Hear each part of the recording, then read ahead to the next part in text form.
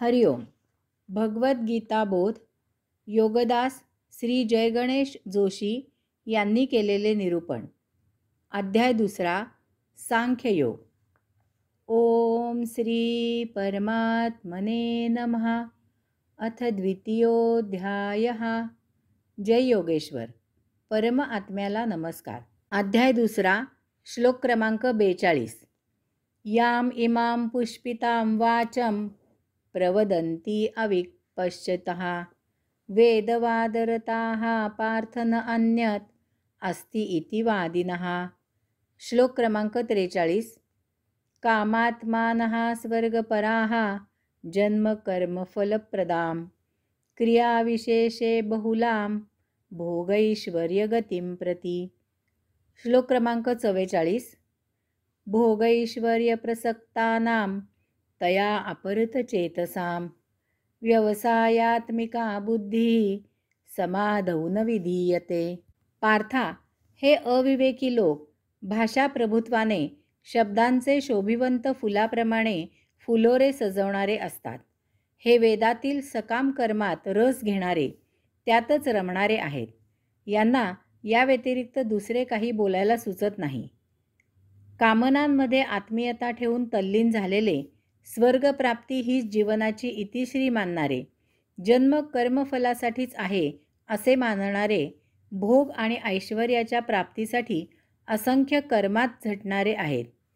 अशा प्रकारे ज्यांना भोग आणि ऐश्वर हेच सर्वस्व झाले आहे, त्यातच चित्त आकर्षित होऊन बुडून गेले आहे, अशांची परमात्मा प्राप्तीसाठी दृढनिश्चयी बुद्धी समाधीमध्ये तदाकार एकाग्र स्थिर होत नाही.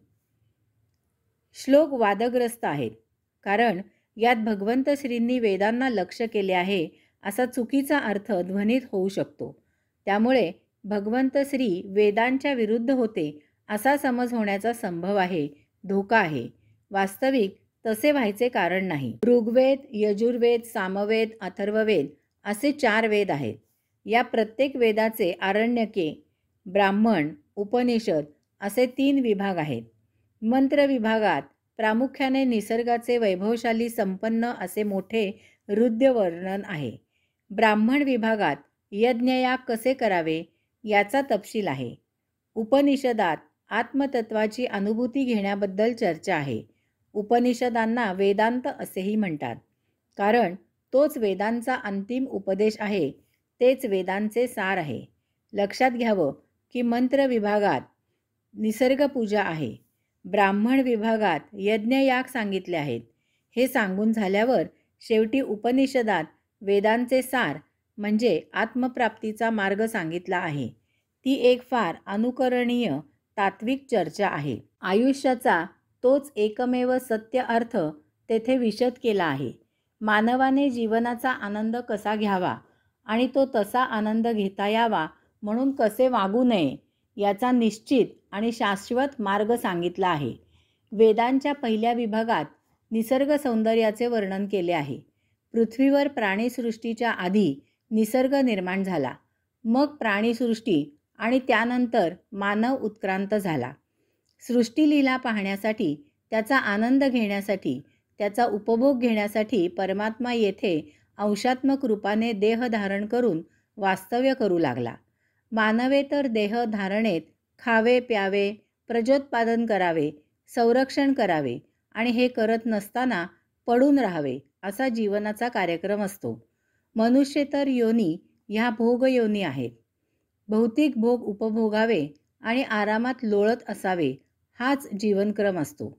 कारण विश्वाचे आकलन व्हावे, आत्मज्ञान व्हावे अशी बुद्धी विकसित झालेली नसते. परंतु मानवी देहाचे तसे नाही. मानवी देह ही भोग योनी नाही, ती मोक्षमुक्ती मिळवण्यासाठी योनी आहे. संचित भोग उपभोगून झाल्यावर जीवन रहाटी चालू ठेवण्यासाठी अत्यावश्यक ते भौतिक भोग उपभोगून त्यातून मोक्षमुक्ती मिळवून परमात्मा प्राप्ती करण्यासाठी या योनीचा उपयोग करायचा आहे. येथे भगवंत श्री सांगत आहेत की पार्था, हे अविवेकी लोक भाषा प्रभुत्वाने शब्दांचे शोभिवंत फुलाप्रमाणे फुलोरे सजवणारे असतात. हे वेदातील सकाम कर्मात रस घेणारे, त्यातच रमणारे आहेत. यांना या व्यतिरिक्त दुसरे काही बोलायला सुचत नाही. कामनांमध्ये आत्मीयता ठेवून तल्लीन झालेले, स्वर्गप्राप्ती ही जीवनाची इतिश्री मानणारे, जन्म कर्मफलासाठीच आहे असे मानणारे, भोग आणि ऐश्वर्याच्या प्राप्तीसाठी असंख्य कर्मात झटणारे आहेत. येथे भगवंत श्रींनी जे वर सांगितले आहे त्याचा प्रत्यक्ष संबंध वेदांमध्ये पहिल्या मंत्र विभागात निसर्गोपासना सांगून झाल्यावर दुसऱ्या ब्राह्मण विभागात जे यज्ञयागाचे सोपस्कार सांगितले आहेत त्याच्याशी आहे. तसेच याचा अप्रत्यक्ष संबंध तिसऱ्या उपनिषद विभागाशी आहे. मानवी देही मागील मनुष्येतर भोगयोनींचे स्मरण, सवयी उफाळून येतात. ब्राह्मण विभागात भौतिक सुख स्वर्गात मिळत असून ते मिळवण्यासाठी अनेक यज्ञ सांगितले आहेत. असे यज्ञयाग केल्याने स्वर्गात सुंदर अप्सरा, सोमरस म्हणजे दारू, वैभव संपन्न अलोट संपत्ती, अमृत प्राशनाने दीर्घ आयुष्य इत्यादी मनमुराद मिळते असे ठासून वर्णन करून सांगितले आहे. मनुष्य भौतिक भोगात गुरफटलेला राहू नये यासाठी या ब्राह्मण विभागाचा उपयोग केला गेला. स्वर्गात गेल्यावर ते सर्व जास्त चांगल्या प्रकारे उपभोगायचं आहे. यासाठी यज्ञयाग करण्यासाठी आत्ता येथे पृथ्वीवर पुण्यसंचय करायला पाहिजे असा त्याचा अर्थ होता. यामुळे मानव पृथ्वीवरील वास्तव्यात पुण्यसंचयासाठी कुकर्म न करता सत्कर्म करील अशी रास्त अपेक्षा होती. असे पुण्यप्राप्तीने सन्मार्गाला लागलेले यथावकाश भौतिकातील फोलपणा जाणतील आणि तिसऱ्या विभागाकडे आपोआप वळतील अशीही अपेक्षा होती. कारण यानंतर उपनिषद या तिसऱ्या विभागात आत्मज्ञान आणि आत्मप्राप्ती याची चर्चा आहे. ती अभ्यासून मानवाने आत्ममुक्ती प्राप्त करावी अशी अपेक्षा होती. याचा अर्थ ज्यांना मानवी देहाचे महत्त्व उमजले आहे त्यांच्यासाठी तिसरा विभाग होता. परंतु मानवाची बुद्धी तिरकी चालू लागली.